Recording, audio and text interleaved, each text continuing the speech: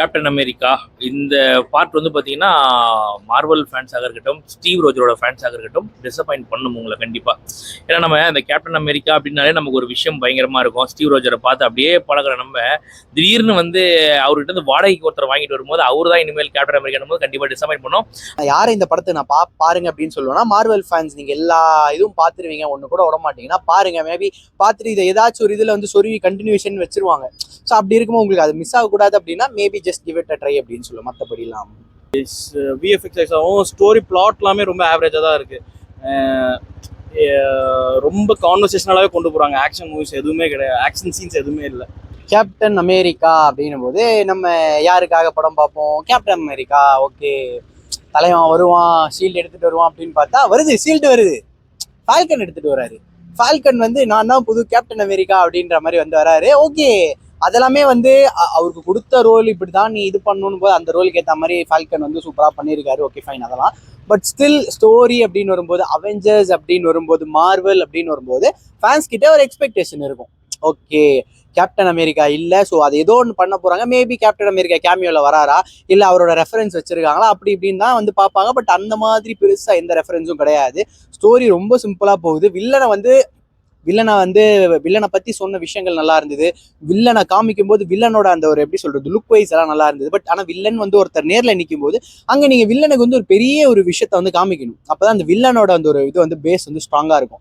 அது இந்த படத்துல இல்லையோ அப்படின்ற மாதிரி வந்து தோணுச்சு. நம்ம ஆடியன்ஸுக்கு வந்து பெருசா கனெக்ட் ஆகாது, தூங்க ஆரம்பிச்சிருவாங்க. என்னை பொறுத்த வரையும் நான் அப்படி இப்படின்னு பார்த்தா கொரட்டை சத்தம் தான் அதிகமா கேட்டுட்டு இருந்தது. மார்வல் படம் அப்படின்னா கைத்தட்டு அதிகமா இருக்கும், ஒரு விசில் சத்தம் அதிகமா இருக்கும், அந்த மாதிரி தான் இருக்கும். பட் அது இந்த படத்துல ரொம்ப மிஸ்ஸிங் அப்படின்னு நினைக்கிறேன். ஃபைட் சீக்வன்ஸே மிடில் அப்புறம் ஸ்டார்டிங் அப்படி கொஞ்சம் கொஞ்சம் இருக்கும். பட் அது எதுவுமே வந்து ஒரு காம்ப்ரமைசிங்கா இருக்காது. மார்வல் அப்படின்ற ஒரு விஷயத்துக்கு வந்து அது முட்டு கொடுக்குற அளவுக்கு வந்து இருக்காது.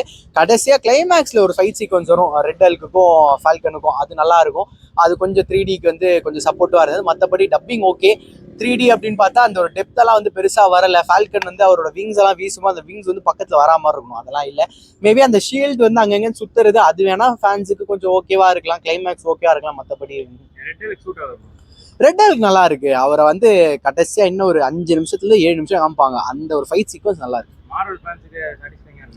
மார்வல் ஃபேன் யாரை இந்த படத்தை நான் பாருங்க அப்படின்னு சொல்லுவேன்னா, மார்வல் ஃபேன்ஸ் நீங்க எல்லா இதுவும் பார்த்துருவீங்க, ஒன்று கூட விட மாட்டீங்கன்னா பாருங்க. மேபி பார்த்துட்டு இதை ஏதாச்சும் ஒரு இதுல வந்து சொருவி கண்டினியூஷன் வச்சிருவாங்க. ஸோ அப்படி இருக்கும்போது உங்களுக்கு அது மிஸ் ஆகக்கூடாது அப்படின்னா maybe just give it a try அப்படின்னு சொல்லுவோம். மற்றபடிலாம் கேப்டன் அமெரிக்கா இந்த பார்ட் வந்து பார்த்தீங்கன்னா மார்வல் ஃபேன்ஸாக இருக்கட்டும், ஸ்டீவ் ரோஜரோட ஃபேன்ஸாக இருக்கட்டும் டிசப்பாயிண்ட் பண்ணும் உங்களை கண்டிப்பாக. ஏன்னா நம்ம இந்த கேப்டன் அமெரிக்கா அப்படின்னாலே நமக்கு ஒரு விஷயம் பயங்கரமாக இருக்கும். ஸ்டீவ் ரோஜரை பார்த்து அப்படியே பழகிற நம்ம திடீர்னு வந்து அவர்கிட்ட இருந்து வாடகைக்கு ஒருத்தர் வாங்கிட்டு வரும்போது அவர் தான் இனிமேல் கேப்டன் அமெரிக்கா போது கண்டிப்பாக டிசப்பாயிண்ட் பண்ணும். அது வேண்டான்னு தோணுது. ஏன்னா இப்போ இவங்க அதை அப்படியே கண்டினியூஷன் கேப்டன் அமெரிக்கா சாவலை உயிரோடு இருக்காரு அப்படின்னு சொல்லிட்டு ஷீல்டை கொண்டு வந்ததுக்கு பதிலாக இதே ஒரு புது ஃபால்கன் அவரோட கதை, இப்போ ஆண்ட்மேனுக்குன்னு ஒரு கதை வைக்கிறோம்ல, அந்த மாதிரி ஒரு கதையை ஸ்டோரியாக வச்சிருந்தா கூட பரவாயில்ல, பார்த்துருக்கலாம், நல்லா சொல்லிருக்கலாம். கேப்டன் அமெரிக்கான்னு போட்டது நம்மள ஒரு டிசப்பாயிண்ட் பண்ணுது. அந்த பிராண்டு கீழே வர்றதால டிசப்பாயிண்ட் பண்ணுது நம்மள. இந்த படத்துல அப்படி நீங்க ஸ்டோரி வைஸா பாத்தீங்கன்னா ஓகே, நல்ல ஒரு ஸ்டோரி லைன் தான், இல்லைன்னு சொல்லல. பட் அதை தாண்டி வந்து ஒரு சூப்பர் ஹீரோக்கான கண்டென்ட் ஃபைட் எல்லாம் பயங்கரமா இருக்கும்னாங்க, அதுக்கு மிஸ்ஸிங் தான் இந்த படத்துல. கிளைமேக்ஸ் ஃபைட் மட்டும் பார்த்தீங்கன்னா கொஞ்சம் கூஸ் பம்ப்ஸா இருக்கும். அதையுமே வந்து கொஞ்சம் நல்லா ப்ராப்பரா முடிப்பாங்க கிடையாது. ஹீரோ போய் சரண்டர் ஆயிடுவார் வில்லன் கிட்ட, அந்த மாதிரி கொண்டு போயிருப்பாங்க. ஸோ இது எதுலையுமே வந்து வைக்க முடியாத மாதிரி ஆயிடுச்சு இந்த படம். வேற ஒன்றும் இல்லை, டைம் பாஸ் ஆகலாம், ஒரு தடவை பாருங்க. பட் ரொம்ப எக்ஸ்பெக்டேஷன்லாம் வராதிங்க. எப்படி நீங்க ட்ரைலரை பார்த்துட்டு படத்துக்கே 20 பேருக்கு மேலே வரலையோ அந்த மாதிரி தான் இருக்கும் உண்மையிலேயே சொல்ல போனால். படம் பெருசாக ஒன்றும் சொல்லிக்கிற அளவுக்கு இல்லை.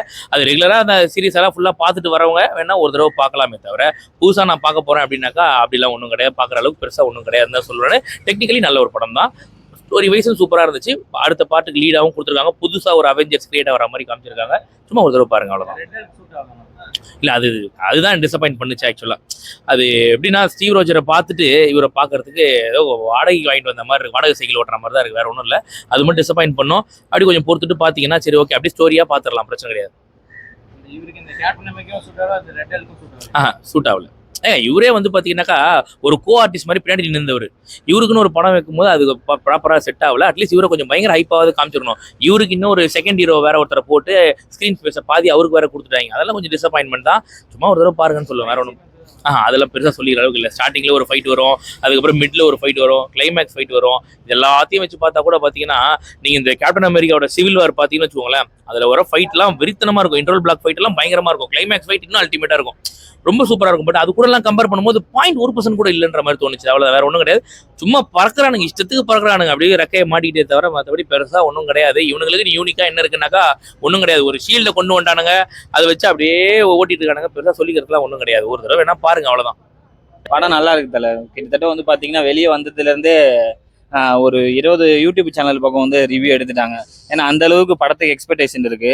ஸோ அந்த எக்ஸ்பெக்டேஷனுக்கு அவங்க கரெக்டாக பதில் கொடுத்துருக்காங்க. ஏன்னா படம் அந்த அளவுக்கு நல்லா இருக்கு. லைக் வந்து கடைசியாக வச்சிருக்க கிளைமேக்ஸ் ஃபைட் சீன் எல்லாமே சூப்பராக இருக்கு. அண்டு இவங்க வந்து ஹல்கோட ஃபேன். ஆக்சுவலாக என்னோட மிஸ்ஸஸ் தான்.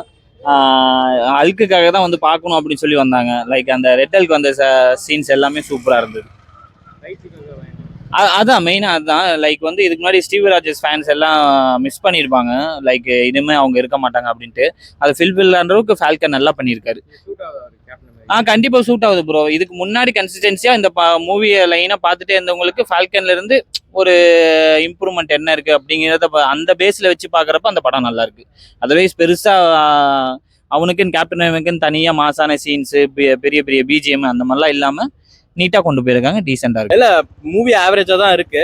மற்றபடி விஎஃப்எக்ஸாகவும் ஸ்டோரி பிளாட் எல்லாமே ரொம்ப ஆவரேஜாக தான் இருக்கு. ரொம்ப கான்வர்சேஷனலாகவே கொண்டு போகிறாங்க. ஆக்ஷன் மூவிஸ் எதுவுமே கிடையாது. ஆக்ஷன் சீன்ஸ் எதுவுமே இல்லை. நார்மலாக ரெட் ஹல்க் இன்ட்ரடியூஸ் பண்ணுறாங்க. கிளைமேக்ஸில் ஜஸ்ட் போஸ்ட் இல்லை, ஆவரேஜாக தான் இருக்குது. கேப்டன் அமெரிக்காவா ஒன்ஸ் ஒருத்தர் பார்த்ததுக்கப்புறம் இது ஸ்டோரி வைஸாக இன்னும் ஸ்ட்ராங்காக எழுதி கொண்டு போகணும்.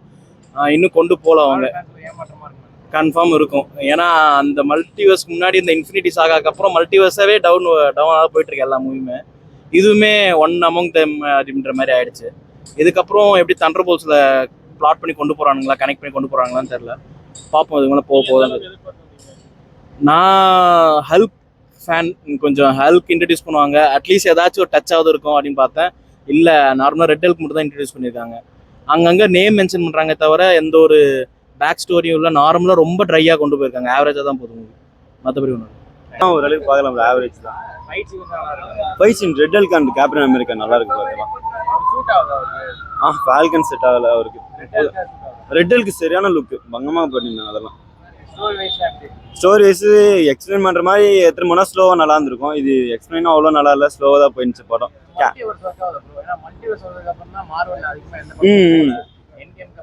இதுல இது அவ்வளோ போல. ஆனா இது கான்செப்ட் எப்படின்னா செலஸ்டியல் காட்டுனதுனால ஓரளவுக்கு இது ஓகே, அவ்வளோதான். அதான் அடைமெண்டல் வந்திருக்கு ஃபர்ஸ்ட் டைம். ஒன் டைம் ஆச்சு. அது மேலே ஆமா கண்டிப்பா இருக்கும். ஆனா என்ன ரெட் ஹல்க் வந்தனால இது அவ்வளோ ஏமாற்றமா தெரியல. ரெட் ஹல்க்னா படம் மொக்கையா தான் போயிருக்கும். ரெட் ஹல்க் தூக்கி விட்டுச்சு, செலஸ்டியல் தூக்கி விட்டுச்சு. புரியல. Red Hulk captain fight scenes சரியா இருக்கு. உண்மையா நல்லா இருக்கு. அனிமேஷனும் சரி, லுக் வைஸும் சரி நல்லா இருக்கு. இது ரெட் ஹல்க். தேங்க்யூ. நல்லா தான் இருந்தது. ஃபைட் சீன் வந்து நடுவில் இருக்க ஃபைட் சீன் நல்லா இருந்தது. அதை விட கிளைமேக்ஸ் வந்து நல்லா தான் இருந்தது. நல்லா தான் இருந்தது. அது வந்து அந்த ஃபைட் சீன் எப்படி இருந்ததுன்னா, ஹல்க் எப்பவுமே வந்து அவெஞ்சர் சைடு தான் இருந்து இப்போ பார்த்தோம். இப்போ எதிர்க்க இருந்து சண்டை போடும்போது நல்லா தான் இருந்தது. அப்புறம் கடைசியில பேசி அதை இது பண்றது அதெல்லாம் நல்லா தான் இருந்தது. நல்லா இருந்தது. பழைய மாதிரினா இப்போ இந்த கேப்டன் வந்து ஷீல்டு அந்த கால இருந்து எடுக்கிறது அதெல்லாம் பழைய கேப்டன் ஞாபகப்படுத்துச்சு. ஆனா அவர் ரீப்ளேஸ் பண்ண முடியல பழைய கேப்டன். மற்றபடி நல்லா தான் இருக்கு. ஸ்டோரி வைஸ் நல்லா தான் இருக்கு. ஆமா, அந்த ஹல்க கொஞ்சம் நடுவில் அந்த இன்ஃபினிட்டி வாரில் கொஞ்சம் வீக்கா இருக்க மாதிரி இருந்தது. இப்போ அப்படியே பழைய ஹல்க பார்த்த மாதிரி தான் இருக்கு. செம பவரா காமிச்சிருக்காங்க.